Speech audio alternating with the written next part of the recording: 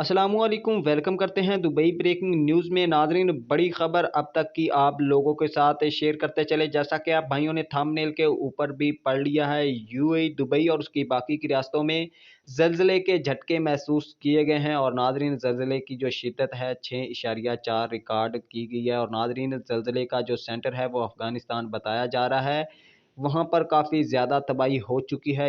UAE, Dubai और उसकी बाकी की रियासतों में काफ़ी ज़्यादा नुकसान हुआ है। तमाम लोग जो वहाँ पर काम करते थे, अल्लाहू अकबर और कलमा पढ़ते हुए घरों से बाहर निकल आए। और कंपनियों में जो लोग काम करते थे वो भी सड़कों पर बाहर निकल आए थे।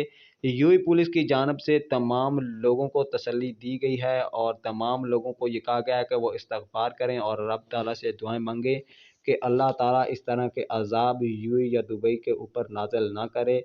लेकिन नाज़रीन, लोगों की जिस तरह की हरकतें हैं, इस तरह के अज़ाब आने बनते हैं।